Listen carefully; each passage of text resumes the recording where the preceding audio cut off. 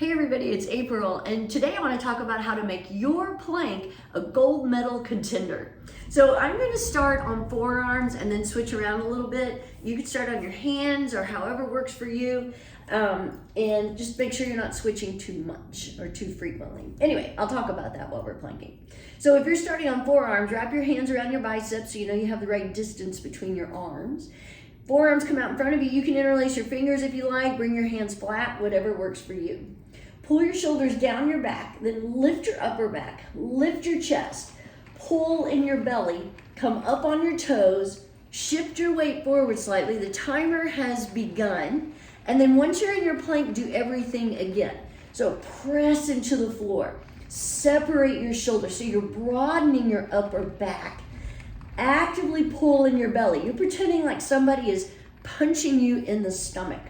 Tighten up your glutes. That'll also help you engage your core a little bit more. And then press your heels back. So you've got it going on. Everything is active. You're working really pretty much every muscle in your body, strengthening every muscle in your body, and especially your core. So what would make your plank a gold medal contender? The first thing is that you have the right form. So if you have your shoulder blades pulling together, or your hips are dropping, or your hips are up too high, that means you're not going to have good form. The judges would count off for that. So I said 1 minute, so I'm gonna go ahead and switch to my hands. And this is an acceptable way to do your plank. I was even reading about this, that one of the big differences that on your forearms is going to work your core more, on your hands is more an all over body workout. So who doesn't want that? So that's one reason why I actually advocate switching around a little bit. And that way you're getting every part of your body that you need to in your plank workout. So you don't have to hold as long as I do, but I find that by holding for 5.5 minutes, I am able to work every part of my body and get that cardiovascular workout going. It gets my heart rate up a little bit. So it's a great way if you're holding longer. So I even Googled what would, doing like an Olympic plank. And one of the things it said, 2 minutes, I'm gonna switch back to my forearms and I'm going to lift a leg. So I'm lifting my left leg. You can't see it, but I am. And notice my foot's not on the floor behind me, can you tell? That if you could hold for 6 minutes, that would be an awesome, excellent plank. So I can hold for 6, but I don't think I'm going to today.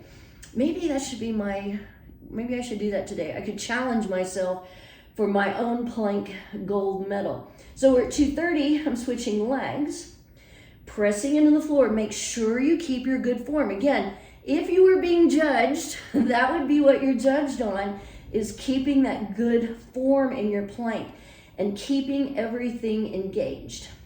So one of the things this article mentioned that I had Googled, it was talking about how if you're planking for less than 30 seconds, that you probably need to work a little harder on your plank. And the best way to do that, we're at 3 minutes, so I'm gonna switch to side plank, is to practice. And that's what you wanna do with any activity, any sport, anything you're working on takes practice. And so you're probably not going to hold your plank for a minute the first time you do it. You might, depending on what kind of shape you're already in. But if you keep practicing and do it several times a week, you will increase your hold time. We're at 3:30, I'm switching sides.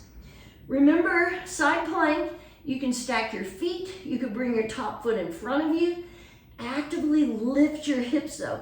You're really working on those obliques. That's the part of side plank you're working on. So pretend like, it's like in gymnastics. They have the uneven bars, the pommel horse, they have the floor exercise, all these different ways. 4 minutes, stop it, coming back to my hands. All these different things that they're judged on. And that's what you're being judged on in your plank. You could be judged on your side plank. You could be judged on your forearm plank on your hands. And you could even do some movement if you like. You know, maybe you add some stepping to the side, but make sure you keep your core engaged. Keep pretending like somebody's pulling you or punching you in the stomach. So, you know, this is another way just to add a little activity to it and make it a little more challenging. And whew, you can see I'm a little more out of breath. It's a little more cardiovascular. I do have a little bit of perspiration going on, so there is that workout factor that comes with your plank. So, you know, you may think, well, I can only hold for so long. We're at 5 minutes. You know, I can only hold for 30 seconds or how long, and that's okay. And that is okay, but you should try to hold a little bit longer. That is where you're going to get more benefit from your planking.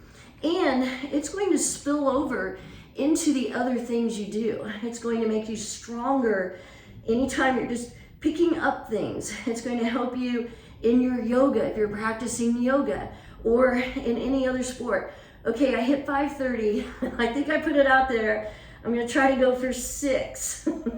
Just because it said in that article that that's where you really can hold an excellent plank. So I gotta get my hair out of my mouth. But okay, probably don't hear the athletes talk about that. So here we go. I've only got 7 more seconds for 6 minutes. I can do it. I know I can. Here we go. Hold, hold, hold. And 6 minutes. All right. So obviously, if you're holding plank, you don't have someone judging you in the background. Can you imagine holding up the number or giving you some kind of digital printout of your performance?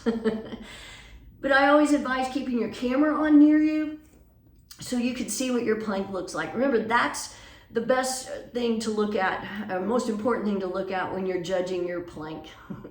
Have a great day.